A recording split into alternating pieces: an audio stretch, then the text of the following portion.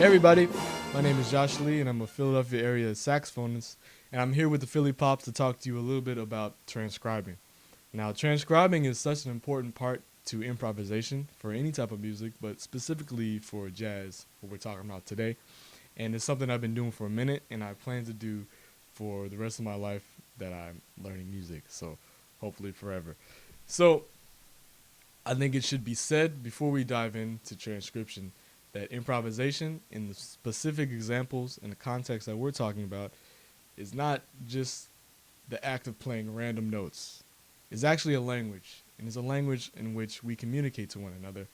So it's a language where the soloist can communicate with the rhythm section, whoever is playing behind them, him or her. And it's a way for the band as a whole to communicate with the audience, and the audience to communicate back.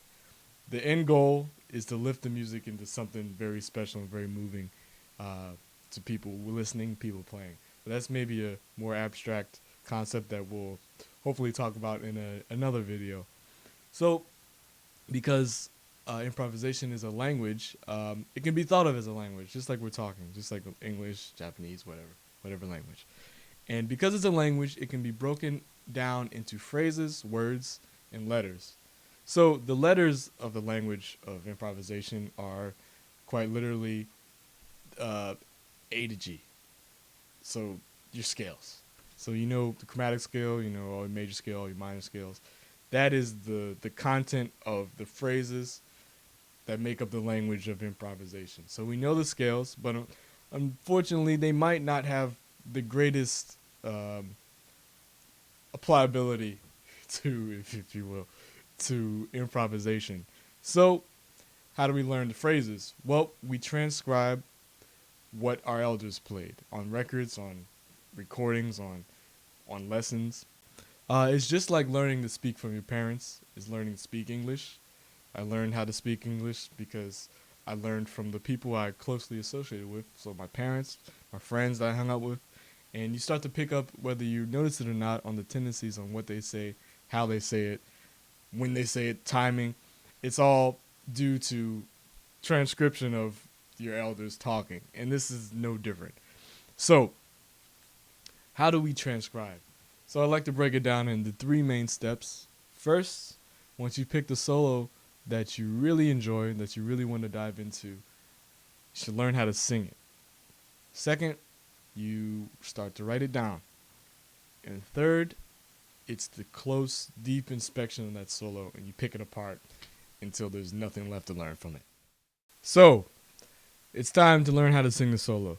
So the solo that I'm going to do is a solo by the great Louis Armstrong. It's called Weatherbird from 1928 with him and Earl Father Hine. So, here goes. So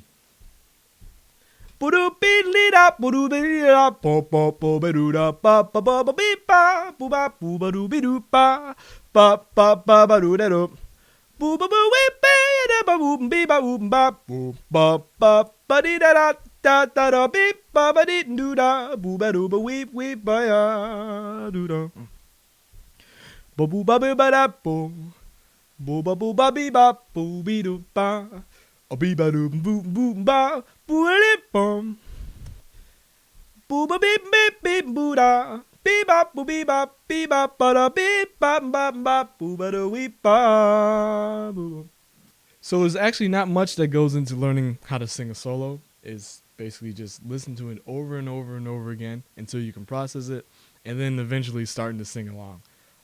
That's what I did with the Weatherbird solo. I listened to it so many times, and then eventually I was able to sing along.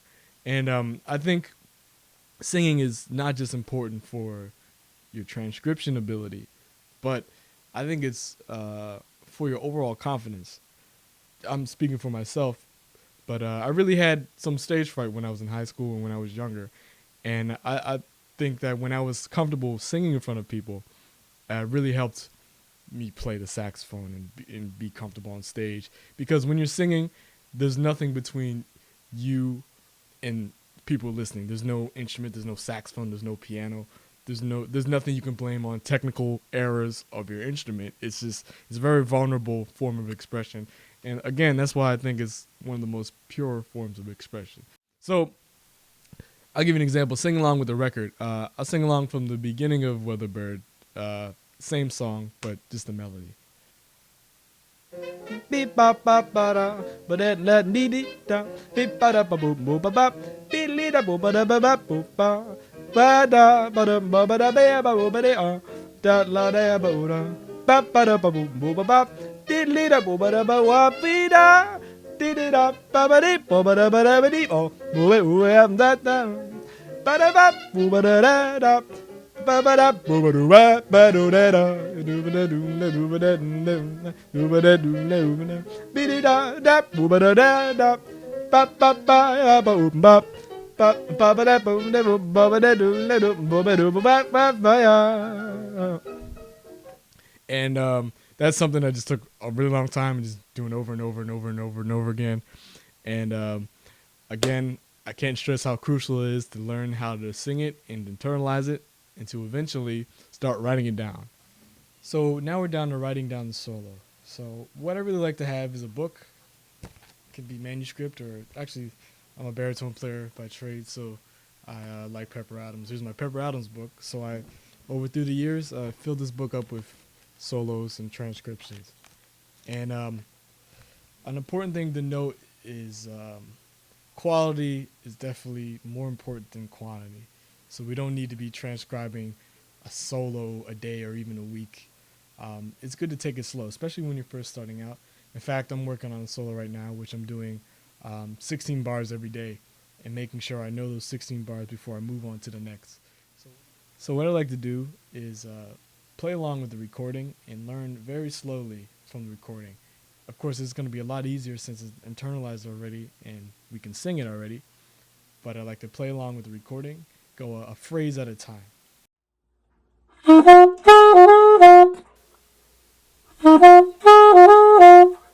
Here we have an example of how I like to transcribe. Since we've internalized the solo through repeatedly singing it, I like to sing the phrases slowly to myself to then figure out on the horn. After I understand the pitches, I then write it out on paper or whatever way you prefer to notate it. Singing also allows us to understand the rhythm of the solo before we have to write it down, speeding up the process a bit. Eventually, after moving along phrase by phrase, we'll be able to play the solo in its entirety.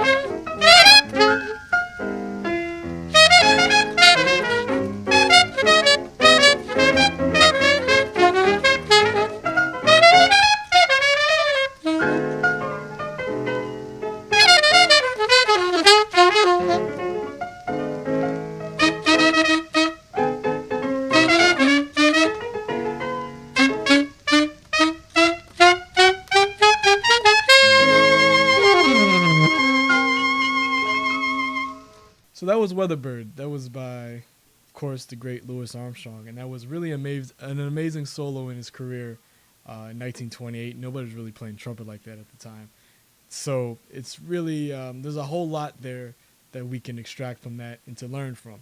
So in this video, we covered singing solo, covered writing it down and learning it. In the next video, hopefully we'll cover the close inspection, how we can really get the most out of transcribing. And I want to stress again that really, if you want to get the most out of solo, out of transcriptions, and out of learning and listening, there's really no shortcuts. It takes a lot of thorough work, and that solo took me a while to learn. And once again, my name is Josh Lee here with Philly Pops, and I hope this was insightful, and I hope I helped you out for your transcribing journey. And see you in the next one. Bye.